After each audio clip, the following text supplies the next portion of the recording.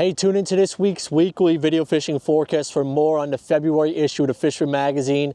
White perch tips from a record holder. We also have another open boat special for you. Events around the island and more details on a big event coming up February 22nd. The ultimate fishing authority in the Northeast, the Fisherman magazine.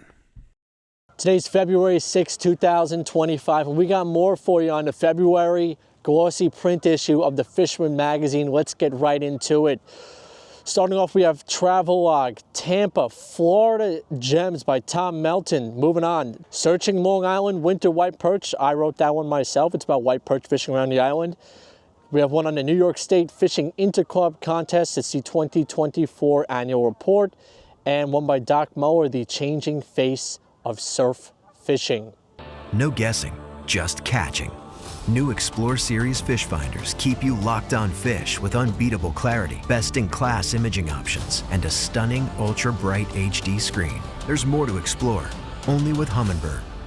A couple weeks back, we talked about what you need to use for white perch. I did myself. Now we have some tips, tricks, and advice from the New York State white perch record holder, Jeff. He tells us how he got it done and what you should do when you're out there white perch fishing. Jeff, what do you got for us? Well, the reason why there's not many people doing it is because it is very cold out. It's usually January to, May.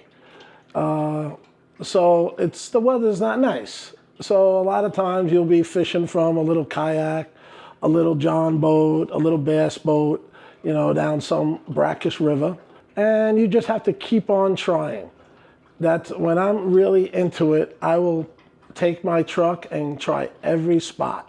And you may get nothing, or you may kill them at one spot, and then next year, you won't even see a fish.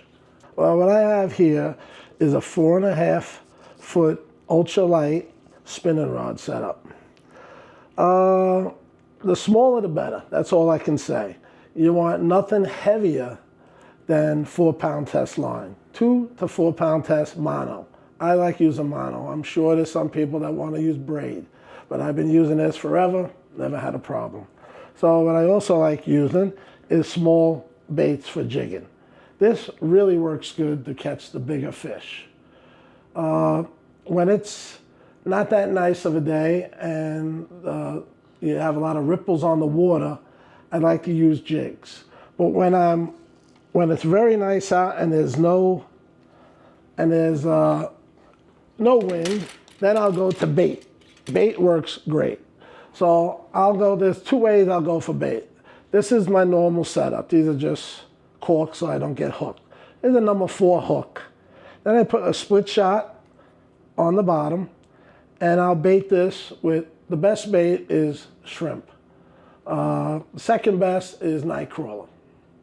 And then little killies will work very well, live killies. So I will cast this out, leave the curls in the string, and watch the curls on a nice day. As soon as you see a little tick, set the hook. But it's so little, and you can't do that on a windy day. So I also use a float in the same setup, which works great also. But just with a little weight and a couple hooks, it could be a single hook. You don't have to use 2 hooks. I like to put a worm and shrimp on the same rig to see what they're hitting. When I'm rigging up for a white perch, I will never use a leader. I will tie it straight to the line. There's no reason to use a leader. Sometimes I'll catch small striped bass, which are pretty big on this rig, 16 to 18 inches while I'm fishing for white perch. It never breaks, so there's no reason for it. This rod actually is a rod that is very soft. I've been using this actual rod for 45 years. Still have the same rod. I redid the guides, but it's the same rod. And thousands of perch with this setup. I found that this gulp with the approximately 2-inch smelt, to me, is my #1 jig I would go to. This, I've caught more big perch on this than anything else. which I don't have here to show you, is a marabou jig, which also works very good. Any of these, this is very similar to that, works the same. This is smaller when you got smaller fish around. And I'll take these jigs and load them up with shrimp. I'll put 3 or 4 grass shrimp on them, which I catch down at the docks. And I'll load them up on there and just cast that out with nothing but my line and that jig, and the same method. Watch for the little tick in the line, set the hook, and you have a fish. Well, the number one piece of this puzzle is the bait. And getting the bait is also not that easy. So you want to get grass shrimp, little killies, grass shrimp, and any little fish that you can find. So what I use is this net, which to me is the best net out there. You can rub it on the bottom. This will never fray because the metal goes right to the edge. And all you do is go down to the dock, of course, with a longer stick on the end of it, and scrape right near the docks. You're gonna get a bunch of sand and rocks and some weeds in it. Pull it up, empty it out, and you pick out all the little shrimp, the tiniest ones, whatever you can get, you pick out. And you may have to put 3, 4 shrimp on a hook, but that's all you need. That's the number one bait. This is what makes it hard, to get the bait. You put in a half hour, you'll have enough bait for the day. Well, these fish you would find in any brackish water along the coast. I like to look on the map, and I just follow a pond to the bay or the North Shore, and I'll try it. I'll just go down to it, see if I can access it on land, try some spots. Out in the Hampton, there's plenty of spots to try. I'll also, if I can get in there with my kayak, I'll do it. If I can get into my little bass boat, we'll do it. But there's not a spot on the island that has brackish water that I haven't caught. The depths of the water that I fish, I've caught them in 1.5 feet of water and killed them. Pulled out 20 big ones out of 1.5 feet of water right in front of me to 15 feet of water. It really doesn't matter. It's where they are at the time. I've caught them, put a string on them and a float and let them swim around and kept on casting, and I killed them that way. And they went everywhere. It didn't matter. There was no set hole that you would have to look. You just have to try and fan cast everywhere and have the patience to actually put the time in to find them. So this is my favorite rod for jigging. It's small. It's got some, fairly fast action. So I'll cast this as far as I can cast it, just like anyone else would do. I will let it sink and hit the bottom. That's a must for me. And I'll just give it little taps like this, and then reel. Little tap and reel. Little tap and usually bang. That's all it takes. There's nothing special. Again, you gotta put the bait where the fish are. There's nothing else I can tell you. One thing I can say is you need to put your time in. There's many times when I was young and I would go up and down Montauk Highway, Merrick Road, try every spot and get nothing. And hear the stories of how people killed them, filled buckets up. But eventually, once you hit them and you start going back to those spots, you start getting the courage up, and that's it, you're in. Once you figure it out, it's a lifetime, and they're great eating. But I would recommend not keeping every one. You should keep, enough for your dinner. Don't fill your freezer or sell them. People do it commercially to sell, which is not a good idea. Freeport, Long Island, get ready for the Fishing Flea Market February 9th at the Freeport Rec Center, 8 a.m. to 4 p.m. Over 70 tables of new and used fishing gear, and learn one-on-one tips from the pros. Admission just $6. Get all the details at fishermanfleamarket.com. Now let's check in with some upcoming events from around the island. Starting off on February 9th, we have the Freeport Fishing Flea Market. That's this Sunday at the Freeport Recreational Center. Then on February 15th is the Rocky Point Fishing Show. This is a new show, but it should be a great show because the folks from Ward Melville are helping run it, so it should be great. Then here's a big one for you. Tune in for the details. February 22nd is the Fisherman's Full Day Long Island Fishing Seminar It is located at the Huntington Hilton, the same location, and we have our show in the fall as well. The event begins at 9 a.m. and runs through about 4:30 p.m. It includes a charter captain roundtable, legacy angler panel, and individual seminars. It is limited to 250 seats, so get your ticket online now, and if you do get your ticket, you get a free goodie bag as well at the door. It's a $40 admission. You can get tickets online, remember, at thefisherman.com, or call 631-345-5200. Tune into next week's report on more on the speakers at that event.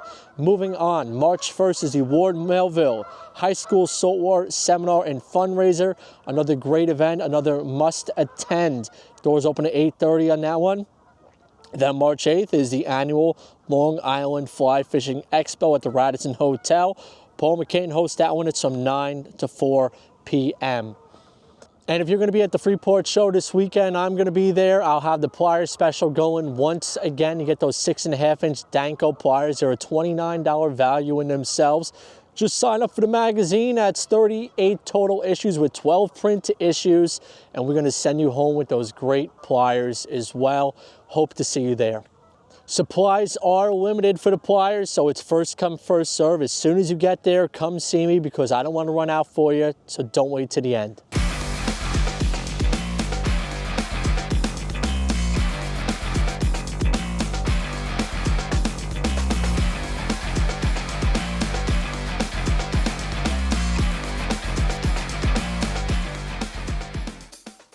The Fisherman's Jenni Ackerman, she has another preview of a seminar she's done recently on women's fishing. Jenni, what do you got for us? Hey guys, this week's Open Boat again is another seminar I did. This one is really important. I did a ladies' night seminar, and it was a motivational night to get all you ladies out there together, and we talked about kind of what got me into the fishing industry, how women in the fishing industry is an unforeseen backbone, and the significance of women in the industry, and just why all you ladies out there should be like me and just go fishing. So it's going to air on Sunday at 6 p.m., the full seminar. So hopefully you guys tune in, and I'll see you on next week's Open Boat. Now let's head over to the map. I have a few reports for you this week. I'll tell you what I've been hearing. Starting off, Captain Christos from the King Cod, he sent me an email. He's actually been ice fishing on the east end of the island with a friend of his. They had a mix of perch, pickerel, panfish before the ponds thawed out last week. Also from the King Cod, the boat out of Capt, they said it was very slow fishing last week, over the weekend. They said cold water, strong currents. They had summer gulls and dogfish and the cod to settle the pool. They'll be getting back at it again soon. So text 631-605-1404 to hold your spot on the boat. Also, Pete Travato, he fished with his son. They did a little freshwater fishing. Got a little freshwater report for you. Sent me in this shot of his son with a beautiful brook trout from one of the Babylon creeks the other day. Hey, nice work, guys. That is a beautiful brook trout you sent me. Keep sending them in. And if you do have a notable catch, email me at mbroderick@thefisherman.com. I'll try and get it into the weekly video fishing forecast or the magazine.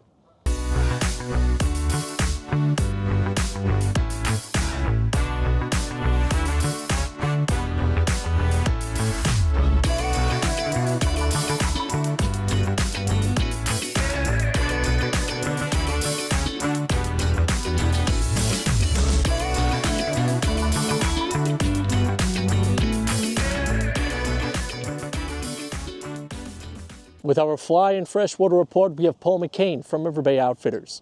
Well, hello, Matt. It's a strange week. We had very nice weather this past weekend. Guys got out to fish. I even heard of some guys going upstate, up into the Westchester area and catching a few fish. But what happened was cold weather is coming again, and it's supposed to turn nasty this week. Hey, it is what it is. It's still winter. We all want to get out. Anyway, as far as what's going on with River Bay Outfitters, we're still doing Soup Saturdays, where if you come in, we're going to have soup or chili, and people are tying flies and telling lies, and it's been really good. It gets us out of the house, especially on these cold days, which is going to be nasty this Saturday. So come on in and enjoy it. We're warm.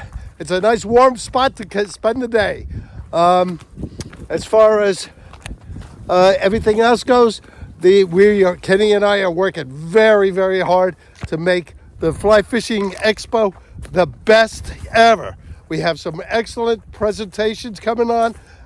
So I hope you guys definitely sign up and show up for the fly fishing. Come to the expo on March 8th, and it's going to be at the Radisson Hotel in Hauppauge. It's going to be a great time. Listen, get out when you can, or tie flies. We're doing a lot of fly tying. And stop in and have some soup with me and hang out. And we'll see you next week. From Huntington, we have Captain Gaige.